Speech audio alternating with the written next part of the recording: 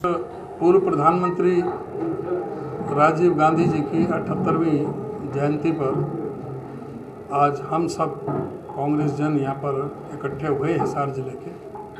उनके व्यक्तित्व पर, उनके कर्तव्य पर चर्चा की गई। उनके भारतीय राजनीति में योगदान की पूरे विस्तार के साथ में चर्चा हुई है और जो वर्तमान परिस्थितियों में जो राजनीति चल रही है उस पर भी काफ़ी विस्तार के साथ चर्चा की गई।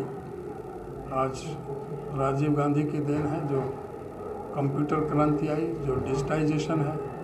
आज चाहे वो 18 वर्ष की उम्र का जो अधिकार देने की बात है, चाहे पंचायती राज संस्था निकाय चुनावों में जो महिलाओं को अधिकार देने की बात आई रिजर्वेशन के लिए, और उनको सुदृढ़ीकरण करने के लिए उनको पावर देने का काम राजीव गांधी जी ने किया था।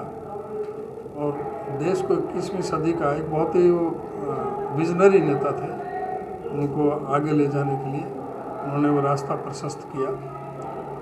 इससे पहले भी कांग्रेस के राज में ही इस देश में, चाहे वो औद्योगिक क्रांति है, चाहे वो ये हरित क्रांति है, चाहे श्वेत क्रांति है, चाहे ये सूचना क्रांति है, चाहे इस देश के अंदर राइट टू फूड, भोजन का अधिकार, चाहे राइट टू एजुकेशन, चाहे राइट टू इन्फॉर्मेशन, RTI का अधिकार कांग्रेस पार्टी ने दिए।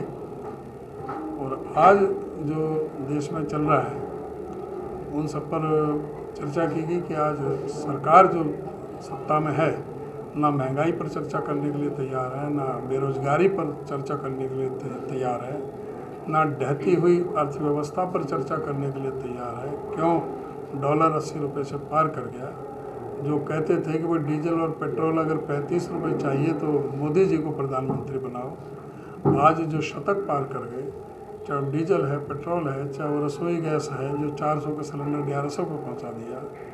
तो सारी जो महंगाई सभी चीज़ों पर हुई है, CNG, PNG और GST, यहाँ तक कि लस्सी पर भी, दूध, घी, नमक, तेल, घी, दाल वगैरह सभी पर, शहद, और यहाँ तक कि ये छाछ, हमारे छाछ बोलते हैं, आपके लस्सी बोलते हैं, उस पर भी इन्होंने टैक्स लगा दिया। आज आम जनता बहुत दुखी और परेशान है, बेरोजगारी चरम सीमा पर है। अग्निपथ योजना ला करके इन्होंने जहाँ सेना के साथ धोखा किया, नौजवानों के साथ धोखा किया। 6 महीने में कोई फौजी ट्रेन नहीं हो सकता, कोई ट्रेनिंग पूरी नहीं हो सकती। सिपाही के लिए भी 14 महीने चाहिए।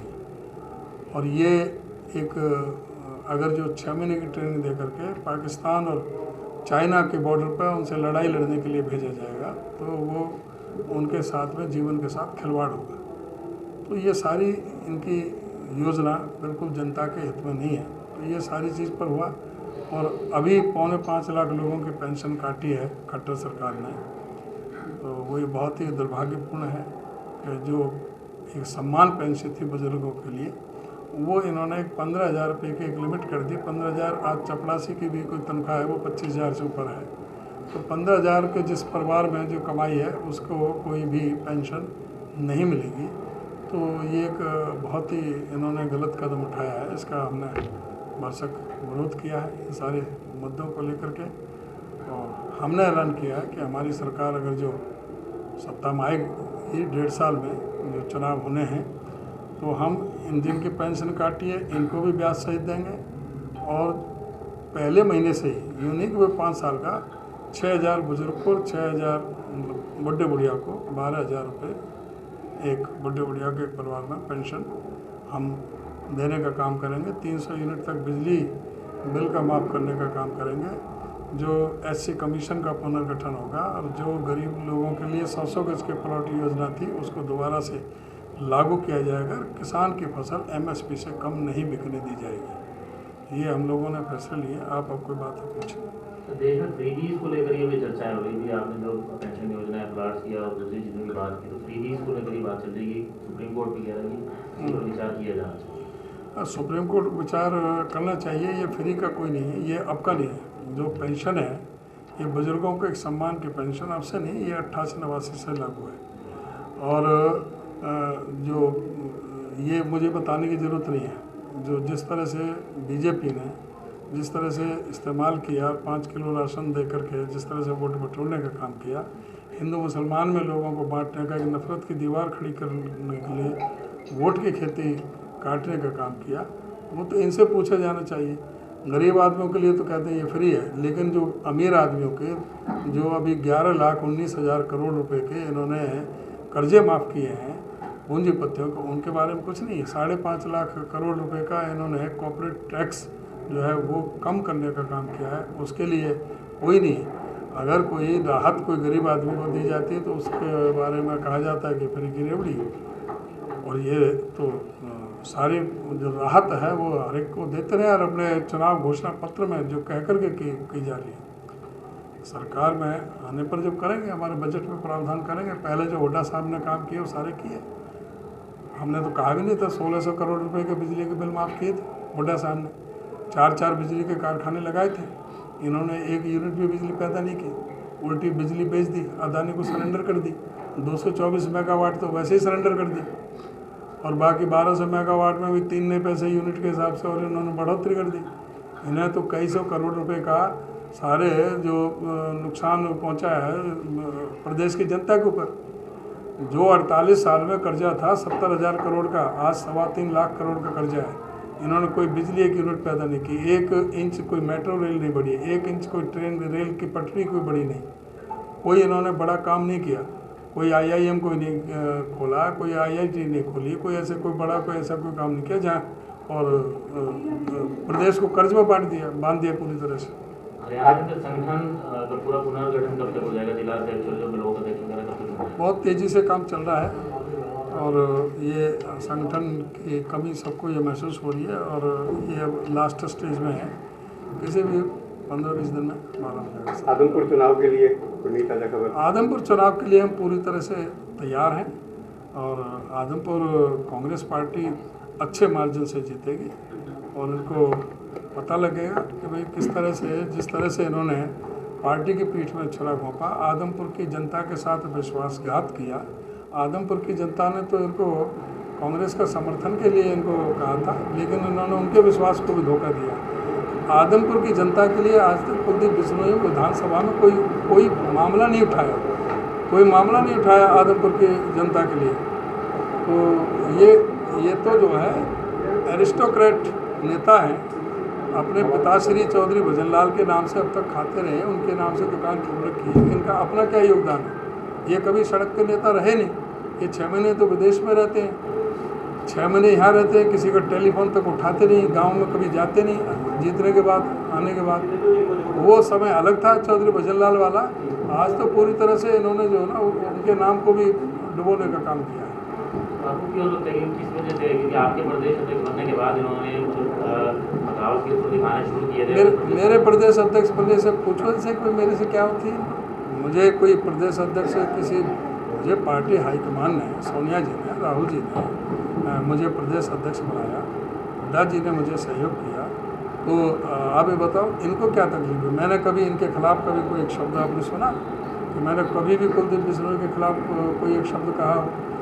पार्टी में था, हम सम्मान करते थे, लेकिन इसका मतलब ये थोड़ी कि पार्टी जो माँ है उसको विश्वासघात करके, उसके पीठ में छुरा घोंप करके वहाँ क्रॉस वोटिंग करें, तो तब हम थोड़ी बख्शेंगे, फिर तो उनका चेहरा बेनकाब करेंगे। इनको ये नहीं हजम हुआ कि वे एक दलित का बेटा जो अध्यक्ष नहीं बन सकता। इनने ठेका ले रखा है कि भाई यही बनेगा। कुलदीप बिश्नोई ने कल कहा है कि जाट हमारी माँ है, हम बिश्नोई लोग हैं, जाटों से पैदा हुए हैं, जाट और बिश्नोई यही की बात है।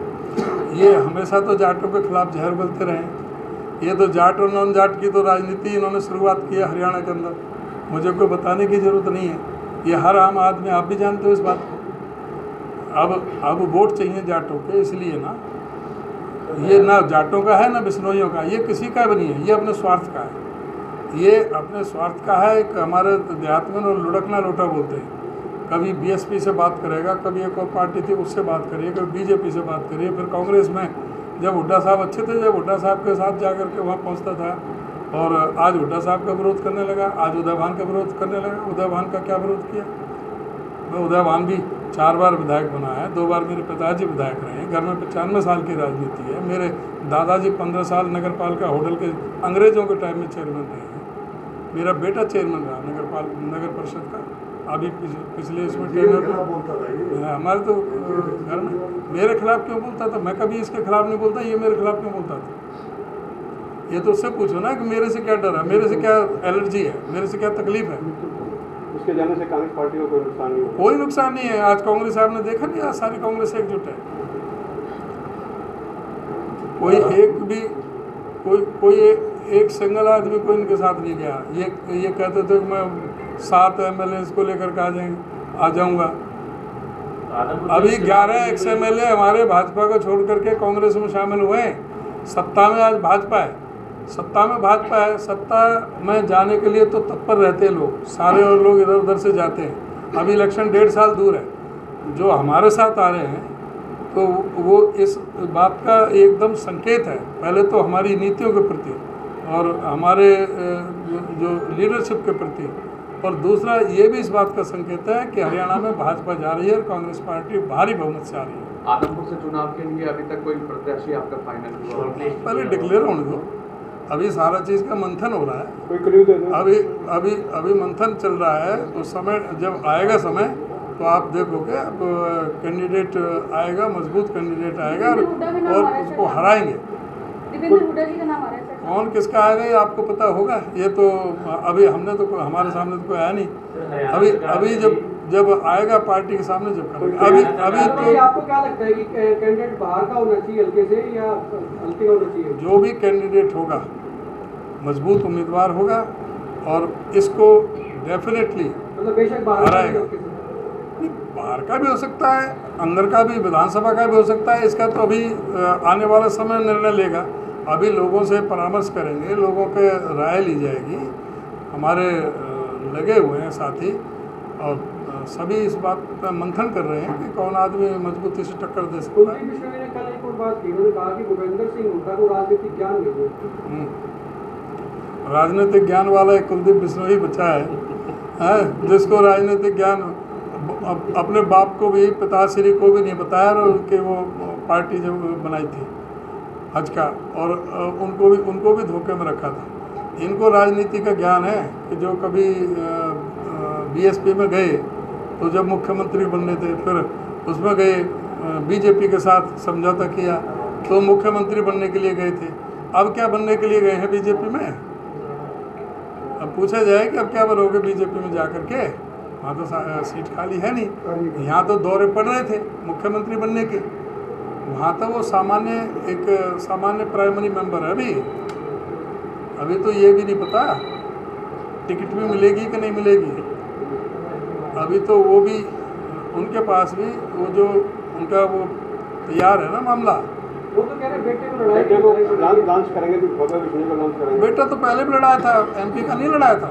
तो इसी आदमपुर से कितने वोटों से आ रहा था? एक इन्हीं का बेटा था। पूरे 10 जो हमारी लोकसभा की सीट है, एक अकेला ये थे भव्य बिश्नोई, जिसके ज़माने जब्त हुई थी। हरियाणा गवर्नमेंट ने अभी कुछ स्कूल बंद करने की घोषणा की है जहाँ पर बच्चे काम हैं, तो उसके लिए इनका तो काम स्कूलों का भी प्राइवेटाइजेशन करने का है, बिजली का भी। आज सब चीज़ इंडिया ऑन सेल। तो कहते थे कि सौगंध मुझे इस धरती की, मैं देश नहीं बिकने दूंगा। आज इंडिया ऑन सेल कर रखा है, सब चीज़ बका हुआ है। आज स्कूलों को, शिक्षा को, आज 45,692 जगह खाली हैं शिक्षा विभाग में, लेकिन उन जगहों को कम करने के लिए ये साजिश की जा रही है। स्कूल कम किए जा रहे हैं और धीरे धीरे इन स्कूलों को ख़त्म करके प्राइवेट ही किया जा रहा है। संस्कृति स्कूल खोले, उनमें गरीब बच्चों को जो 134A के तहत जो सुविधा मिलती थी, उसकी जो पैसे सरकार देती थी, उनके दाखिले होते थे, खर्चा जो सरकार देती थी, वो भी इन्होंने बंद कर दिया। और उसके लिए संस्कृति स्कूल में कहा कि भी जो भी इसमें दाखिल लेगा उसको 500 रुपये महीने की फ़ीस देनी पड़ेगी, और जो वो प्राइवेट स्कूल में दाखिला लेगा उसको सरकार 1100 रुपये महीने देगी। उसको सरकार 1100। इसका मतलब ये है कि इनको स्कूलों को ख़त्म करना चाहते हैं। पूरा प्राइवेटाइजेशन, निजीकरण की तरफ भी बढ़ रहे हैं। स्कूलों को भी ये सौदा करने में लगे हैं। आज ट्रेन बिक रही है, जल थल नभ, हवाई जहाज़, हवाई अड्डे, पनडुब्बी, अपना बंदरगाह, सड़कें सारी नीलाम हो रही हैं। आज इंश्योरेंस कंपनी, बैंक का लो, BPCL का लो, आज सभी आज बिकाऊ करे। बिजली महकमा जो है उसको इन्होंने पूरा अदानी को समर्पित कर दिया। हरियाणा के अंदर जो अदानी से समझौता किया था 1424 यूनिट प्रतिदिन के हिसाब से, हमारे प्रोफेसर संपत सिंह इस महकमे के मंत्री रहे, इनको मेरे से ज़्यादा ज्ञान है इस मामले में। 1424 यूनिट बिजली प्रतिदिन लेनी थी अदानी से निर्बाध रूप से, और वो जो समझौता था वो 25 साल के लिए था। 25 साल के लिए समझौता था। ये अदानी से इतना डरते हैं, इनकी हिम्मत नहीं पड़ी कि जो उन्होंने अचानक रोक दी बिजली की सप्लाई, ये उनसे सप्लाई ले सके। ये तो अदानी की और अंबानी की रखेल सरकार है, हम दो और हमारे दो। जो अदानी और अंबानी फैसला लेते हैं वो इनको इम्प्लीमेंट करते हैं, ये उनको इम्प्लीमेंट करते हैं। और वो 1424 यूनिट का अब दोबारा से इन्होंने कई महीने तक तो बिजली दी नहीं, अब दोबारा समझौता किया, वो 1200 मेगावाट यूनिट का किया है इन्होंने एक दिन में। 224 यूनिट तो सरेंडर कर दी। अब इनसे पूछा जाए कि 224 यूनिट जो सरेंडर की है, जो ₹2.94 यूनिट थी, अब उस 224 यूनिट की भरपाई किस रेट में कर रहे हो? आप ₹6, ₹7, ₹7.5 के हिसाब से कर रहे हो। कितने हजारों करोड़ रुपए का नुकसान पहुंचाया है। अभी HPGCL में बात करते हैं। HPGCL में 5576 करोड़ रुपए का CAG ने निकाला घोटाला। 5576 करोड़ रुपए का HPGCL में। ये जो कहते थे ना, वो CAG का बात कर रहे थे, आज नहीं करते कि वो 2G और कोल घोटाला और वो कोई साबित कर पाए। 8 साल हो गए इनको। वो सारा जो ना वो जीरो था, उसमें कांग्रेस पार्टी बदनाम करके सरकार को इन्होंने किडनैप कर लिया एक तरह से। कोई कहीं 2G पर, कोल घोटाले पर आज ये चर्चा करते हैं कोई कहीं भी? किरण चौधरी नाराज चल रही है आपकी? कोई किरण चौधरी कोई नाराज नहीं है। और ये कांग्रेस पार्टी है, सभी वो अपने अपने प्रोग्राम कर रही है। नाराज कैसे? उन्होंने कोई कांग्रेस के खिलाफ को बयान दिया है? कांग्रेस के खिलाफ को बयान दिया है? नेताओं के खिलाफ को बयान कर रही है। ये बताइए किस कांग्रेस पार्टी के किसी भी नेता के खिलाफ कोई बयान नहीं दिया। वो अपने कार्यक्रम चला रही है, लोगों के बीच में कनेक्टिविटी है। मैं कह रहा हूँ सभी चलाएं, सभी कांग्रेस जन चलाएं, सभी लोग। बयान आया था, कुछ लोग चाहते हैं कि वो पार्टी से निकल जाए, लेकिन उनको पता नहीं है किस मिट्टी की बनी है। अब ये पता नहीं वो किस आदमी के लिए कह रही है, तो उनसे पूछा। आपको पता? नहीं, हमें नहीं पता, ये तो वो आपको बता सकते हैं। पंचायत चुनाव कोई हम सिंबल पर नहीं लड़ेंगे, ना इससे पहले कभी लड़े। नगर पालिका, नगर परिषद भी हम सिंबल पर नहीं लड़े। हाँ, अगर नगर निगम का चुनाव हम सिंबल पर लड़ेंगे। अगर जिला परिषद चेयरमैन ये डायरेक्ट कराते हैं तो हम सिंबल पर लड़ेंगे। श्याम जी पोटैटो चिप्स, वो भी कई सारे डिलीशियस फ्लेवर्स के साथ। बस खाते जाओ और खाते ही जाओ।